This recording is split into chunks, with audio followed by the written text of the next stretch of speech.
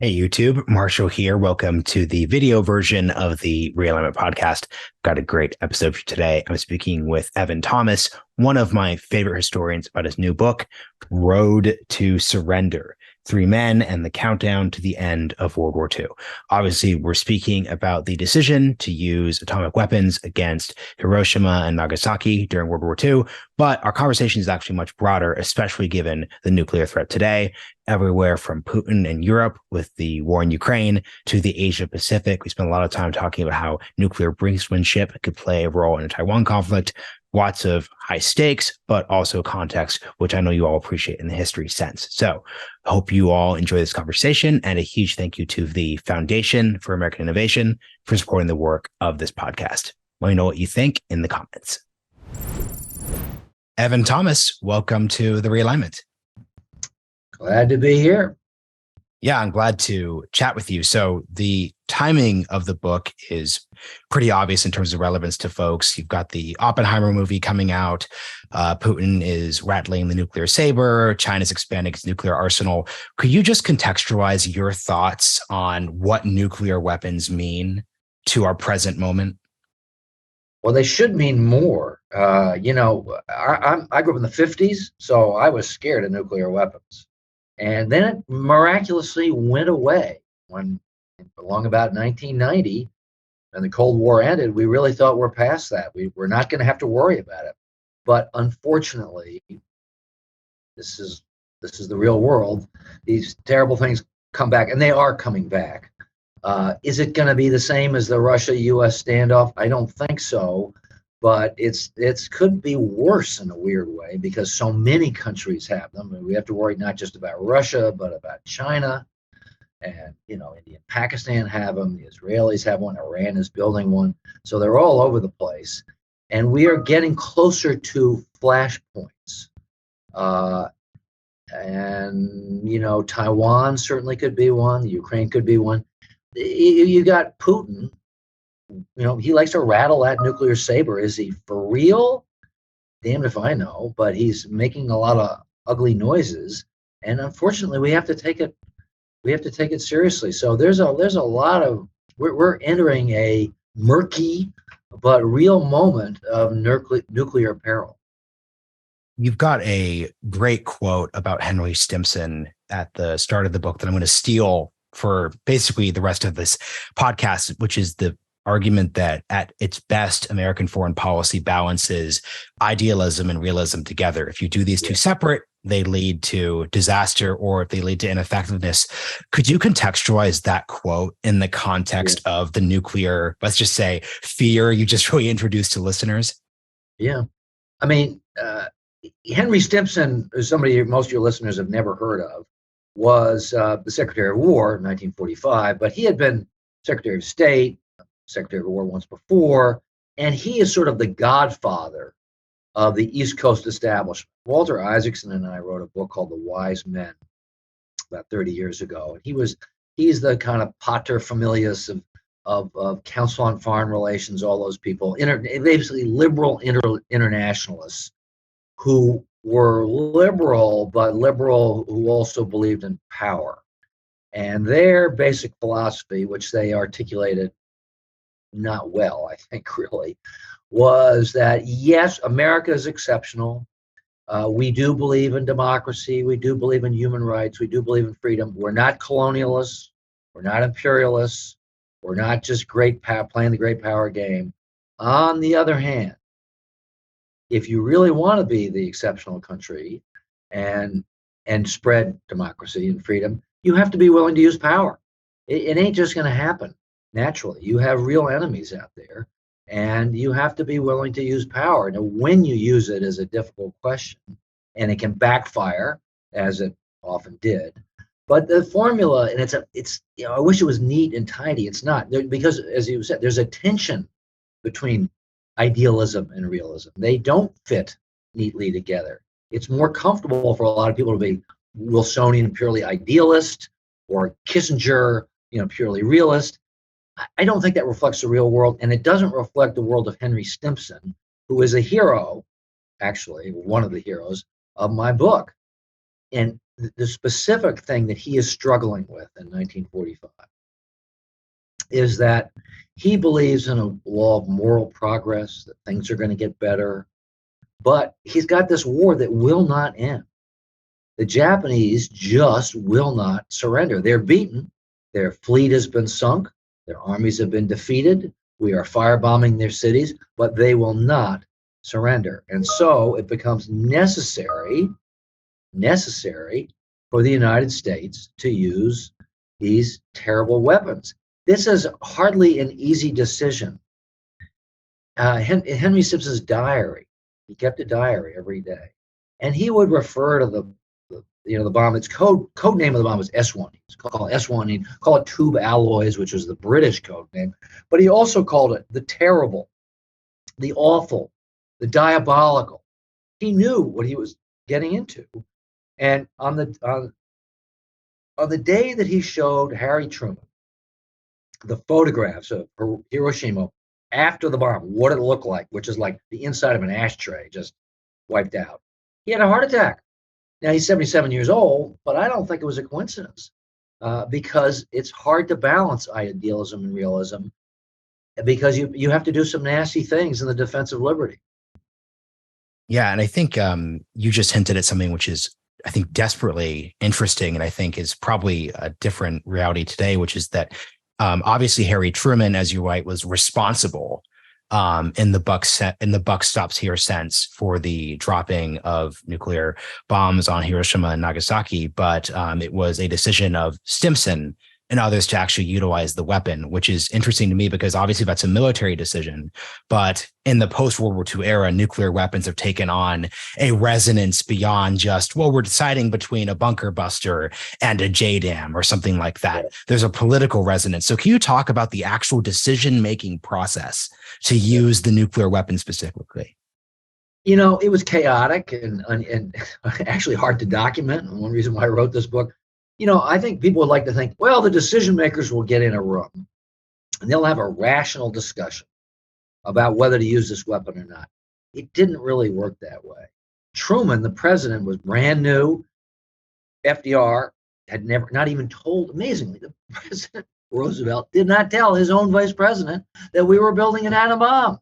Now, I think Truman knew about it from Senate investigations, but he barely knew about it.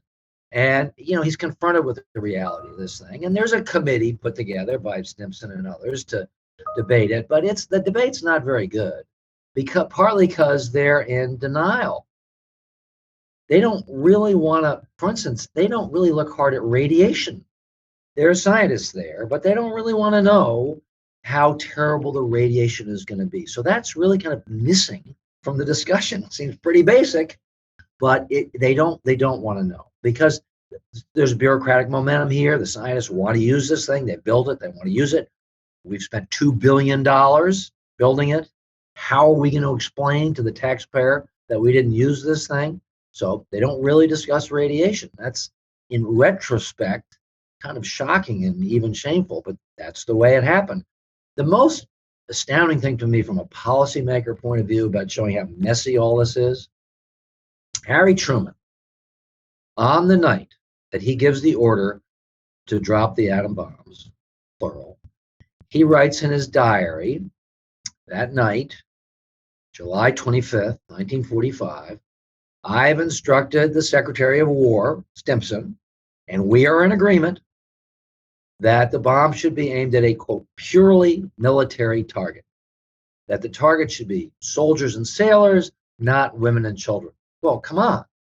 The aim point of the bomb in Hiroshima was a bridge smack in the middle of the city.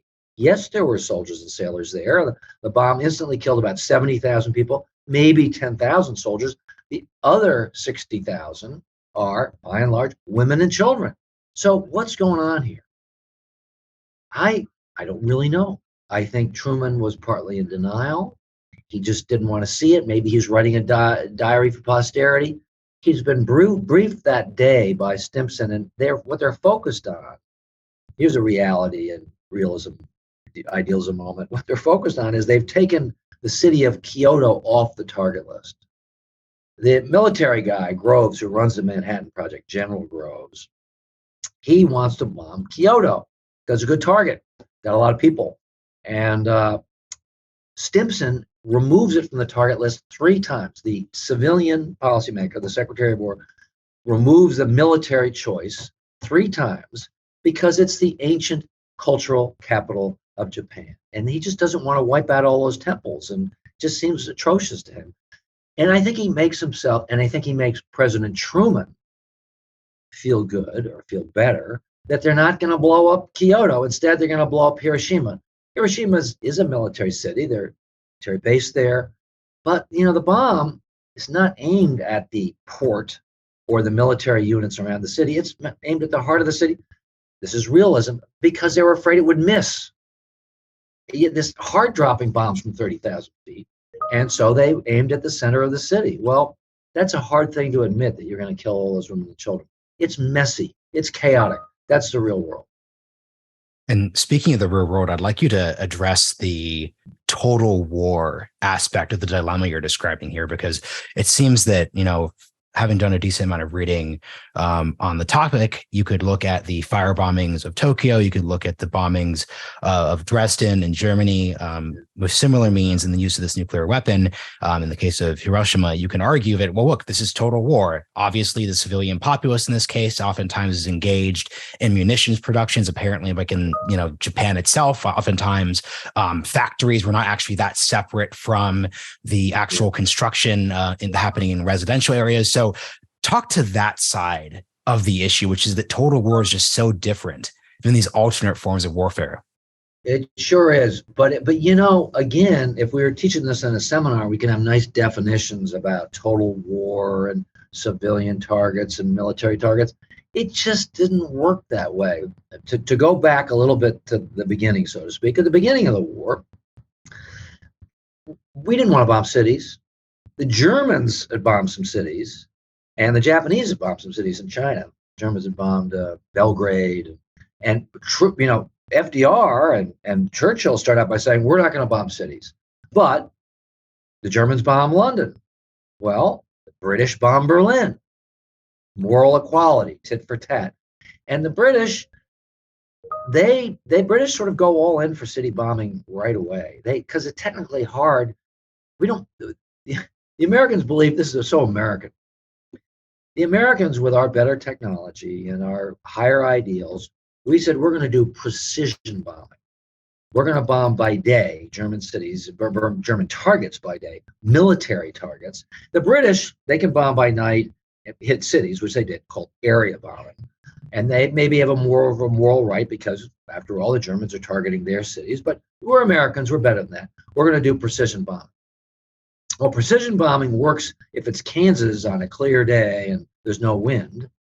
But over Germany, where it's cloudy and windy and the Luftwaffe is shooting at you and there's flak, we missed. I mean, I don't remember the exact statistics, but something like 1 bomb in 5 landed within a mile of the target at first.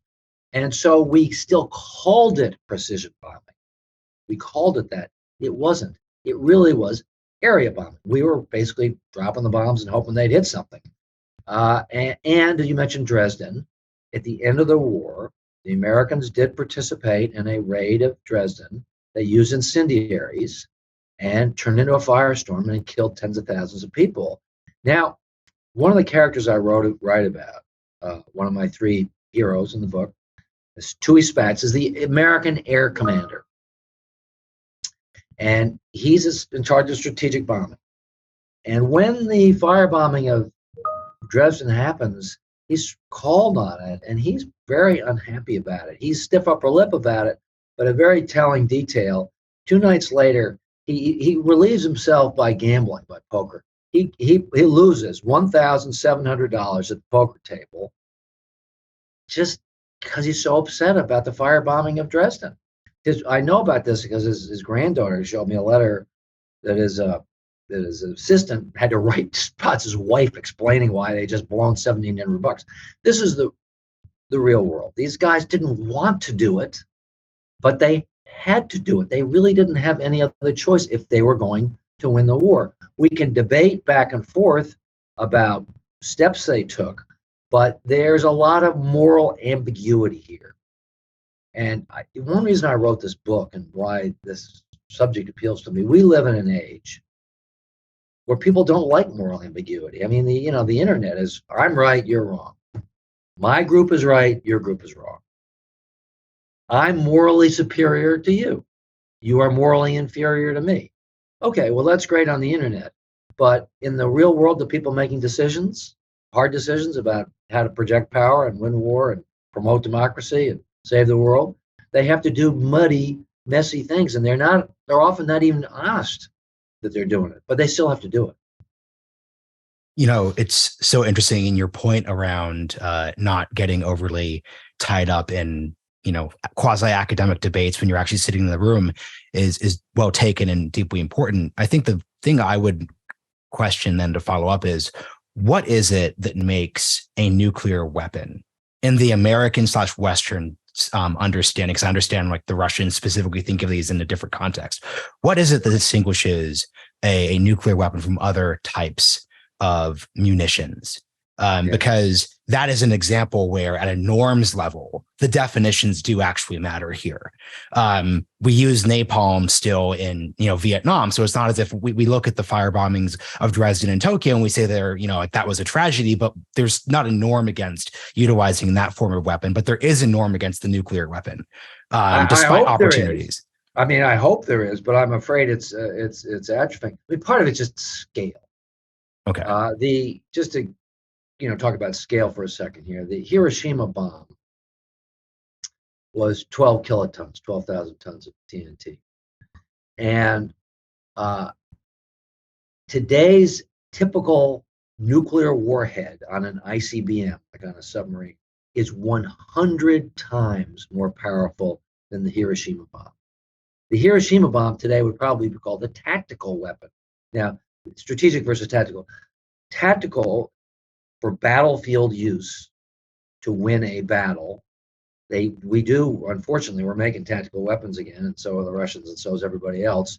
This is the idea of you use it in a battlefield setting, but even, a 12 kiloton weapon is going to kill a lot of people, and it's full of radiation. So the scale is, even the tactical weapons, the scale is terrible. And my own view on this, my own emotional view, is that these distinctions are not very helpful because even the tactical weapons are so terrible. And once you go down this road, I think there's a huge risk of escalation. In 1945, there was no risk of escalation because the other side didn't have one. We were the only people who had a bomb. Today, anybody where we fire off a tactical nuclear weapon, they got tactical weapons and they got strategic weapons and everything in between. And so there's a real risk of escalation that didn't exist in 1945, exists today. What am I thinking about? Taiwan. Let's just suppose that we start a little naval engagement over Taiwan with the Chinese Navy. And, the Chinese are launching missiles at our ships from the Chinese mainland. Mm-hmm. So we bomb the Chinese mainland. Now, that's a pretty aggressive move. And maybe, somebody in there uses a tactical nuke. Well, we're off and running. There is a academic school, that says you can have a limited nuclear war, you can stop and get to a certain threshold. There was a game theory guy named Schelling who wrote about this years ago. And there's a whole academic arm that believes in limited nuclear warfare. I don't.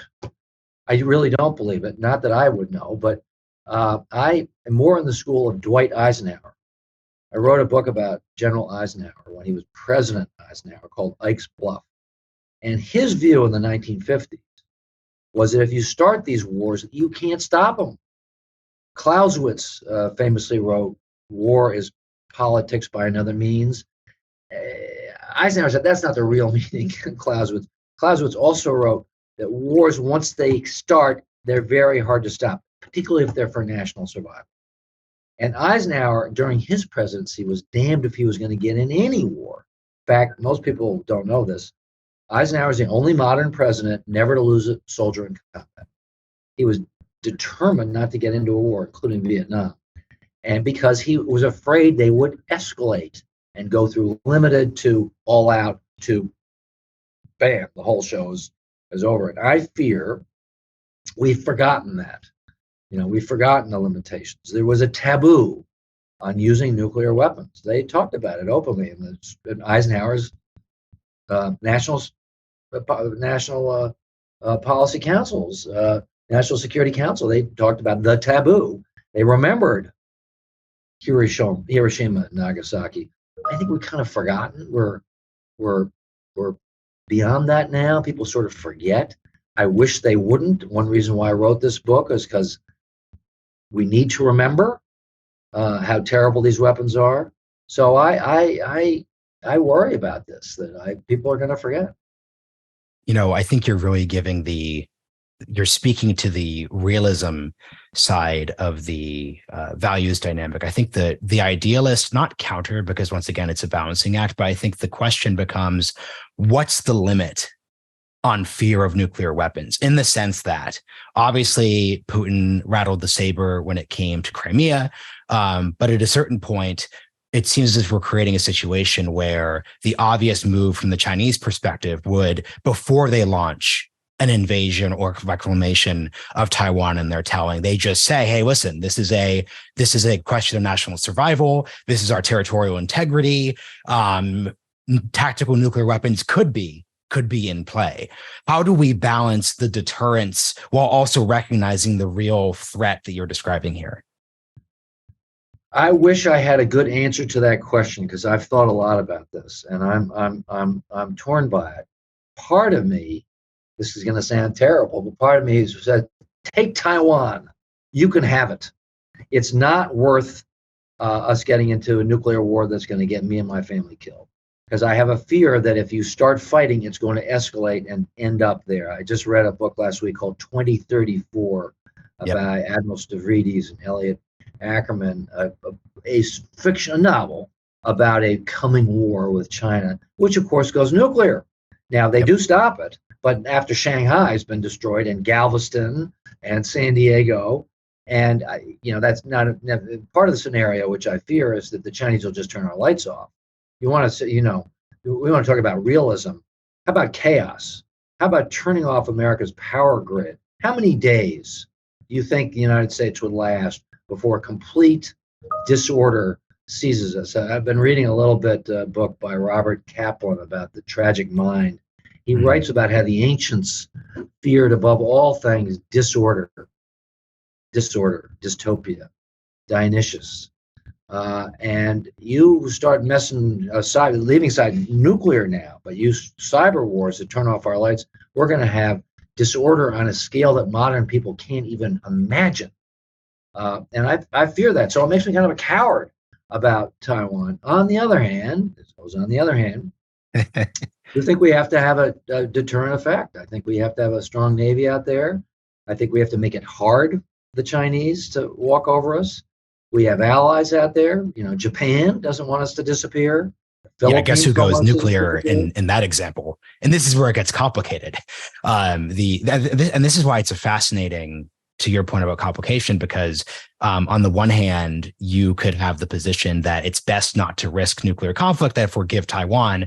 But another factor that needs to be kept in mind is, okay, does South Korea go nuclear in that context? Right. Does Japan go nuclear in that context? If there's a world where you incentivize proliferation by de-escalating. So it's so difficult to think about. Yeah, and people I really respect are on the opposite side from me. There's a book by a guy named Elbridge Colby. Yep. Which is basically an argument for really ramping up so that the Chinese don't even think about it, or if they do, we hit them right away. We don't let China get a foothold on Taiwan. This is an extremely well-reasoned argument by a brilliant scholar. He goes through the history of warfare. He makes a very compelling case for defending Taiwan, and it's related to our, don't let Taiwan make Asia, a lake for their own. How about our allies? How about free trade? How about democracy? We need to have, vigorous, robust defense so we don't let that happen. Bridge is a very persuasive writer, and he knows his history. And I blurbed that book because I thought it was a brilliant argument. But another side of me wants to run. Let him have it, because I am scared of nuclear war. this is an emotional response. It's not a policymaker's response. But I just think these are incredibly hard questions to work through. And you've written about this period, so you're the perfect person to ask in the non-hypothetical. How would you feel about Berlin in 1961? In the sense that to a certain degree, you could argue that Berlin then is the Taiwan of today, less of like an economic, there's not the economic semiconductor debate. But obviously you have a small, I can imagine us, let's put aside, race and background and everything, having this conversation in 1961 and saying, look, at the end of the day, I'm not going to give up Austin, Texas, where I am for Berlin. So how would you think about that situation then? Well, two things come to mind there. In 1961, when President Kennedy was trying to figure out this very question, what do I do about when if the tanks start shooting at each other, and when do I go nuclear? And so he brings in Mac Bundy, his national security advisor, George Bundy, brings in Dean Acheson, the Godfather, the great Cold War Secretary of State, is retired but active, and he brings him into the Oval Office and to get Acheson to give Kennedy a dose of stiff blood to make him stand up to the Russians. Stand up. But what Acheson says to President Kennedy is, well, if I were you, I would think about this question, when am I going to go nuclear? When am I going to use nuclear weapons? I'd think about it really hard, and then I would tell no one. Tell no one.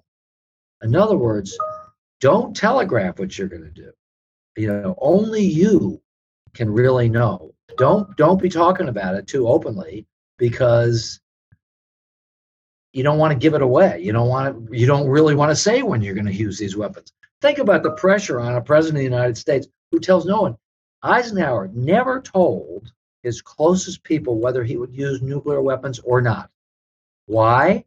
Because he didn't want to give it away, because that's the deterrence is to have some mystery about all this. Now, Eisenhower, to answer your question about Berlin, the Berlin crisis comes up in 1959, before 1961, when Khrushchev says, I give you 6 months, and then we're taking Berlin. It's an ultimatum. So Eisenhower's advisors, they want to rush troops into Berlin, and they want to build up forces, and Eisenhower says, no, we're not going to build up conventional forces. It's not going to be some nice little war. If it comes to that, we're pushing all our chips in, nuclear chips, all or nothing.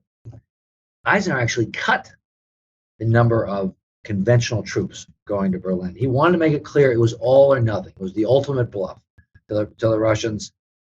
If you come in, nuclear war. And that bluff worked. Khrushchev backed down. And Khrushchev basically. Why do you say bluff? So it was so he wouldn't have done it, is what you're saying. Yes, but I don't know that because Eisenhower never said. But I'm pretty sure. That's the point. I'm pretty sure it's a bluff. Yeah, I'm pretty sure it's a bluff. I mean, and people, General Goodpaster, who was his military aide, he thought it was a bluff. So I think as we're nearing the end of the episode, I should just ask the obvious question that I think folks are probably wondering. End of the day, was it the right call to use nuclear weapons? We could separate the first, because, and this is, I think, and you write about this clearly, there's a difference between the first nuclear weapon and the second nuclear weapon and the third nuclear weapon. So starting with the first, what do you think of the decision? We had to do it because the Japanese would not surrender. There's a whole revisionist school that says, hey, no, didn't need to do it. We could have let them keep their emperor and they would have surrendered. No. I've spent a lot of time looking into this on the Japanese side. One of the heroes of my book, Togo, was the Japanese foreign minister, and I have his diary. No, the Japanese were not going to surrender, and here's the proof. On August 9th, after we have dropped the Hiroshima bomb, the Supreme War Council of Japan is meeting. They get the word that we have just dropped a second Hiroshima-style bomb on Nagasaki. And so what does the war minister, the most powerful guy, say? Wouldn't it be beautiful if all of Japan died like a flower if Japan became a shattered jewel. He said, let them drop 100 bombs. They were completely nihilistic about it. Finally, the emperor and my guy Togo, they maneuver around, and it takes them 5 days. There's a coup attempt. I mean, it's really a close thing. We almost use a third bomb. Harry Truman, most people don't know this. Harry Truman told the British ambassador on August 14th, yes, I'm going to have to use a third bomb against Tokyo. 4 hours later, he heard that the Japanese had finally surrendered. So by the August 20th, we were going to have a third bomb that we were going to drop on Tokyo. It took that much to get the Japanese to surrender. It was a very close thing. What do you think about the debate over unconditional surrender and whether that was a mistake or not? So obviously there's the German version of that question, there's the Japanese version. What do you think about the concept of unconditional surrender as a demand? I think it's just a word. It sounds good, but we didn't really mean it, because we didn't actually. We said unconditional surrender, but we let them keep their emperor. Now, we let them keep their emperor under our control, but it's term. We gave them a little bit of leeway. There was a little tiny negotiation, so it really actually was not unconditional surrender. That's a good word. It conveys a kind of all or nothing thing. But at the end of the day, diplomacy necessarily creeps in there. And the Cuban Missile Crisis, Kennedy stood strong against the Russians, but he was negotiating behind the scenes with the Russian ambassador. Yeah, it's just I'm better informed on the German example of unconditional surrender, just like the counter argument that it created an incentive process for the Nazis essentially to fight until the very end. So I'm curious how you think those. But you don't think in the Japanese example the nuances are particularly as important? I think they're important. I mean, look. We use that word. Truman said we used it with Germany. We're going to do it with Japan. It's an important word. The country wanted it. They remember the Civil War, but at the end of the day, we fiddled with it a little bit. So it really actually wasn't unconditional. So, unconditional, but unconditional asterisk. Less of a compelling phrasing there. Okay, so then another big question then comes from this is, how do you think about, just taking a step back and looking at your vast writings on history, how do you think about what makes a country surrender, quote unquote? You see this debate mattering in the sense of obviously the nuclear weapons and how far do you go? You see this in the case of the Russians, assuming the Ukrainians would give up after 4 days. Just do you have like a grand theory? And there's probably not a grand theory, but how do you think about the question? I don't have a good. I was mentioning President Eisenhower earlier because he's had real experience with this. He was Supreme Allied Commander, invaded Europe. He was the one who had to make the Germans surrender, so he had experience with this. His experience was that people will fight to the death if their own country is invaded and threatened. Getting them to surrender is really hard. And that was Eisenhower's view, was that wars are easy to start and hard to stop, so don't start them. That's my view. I have a kind of a dark view of human nature. Maybe it's a glorious view in the sense that people gloriously fight to the end. But you look at Ukraine as heroic, but they're not going to want to give up. They're going to fight to the bloody end. And unfortunately, Putin's survival depends on him fighting. I hope there's a brokered peace. I hope the Chinese come in and lean on Russia. We lean in Europe. You leans a little bit on Zelensky, and they get a messy, muddy. Russia keeps Crimea, a little bit strip of just to end this damn thing. But it's ugly. I don't think that's a pretty thing. I think it's an ugly thing. But it's better than a situation that leads up to the use of tactical nuclear weapons.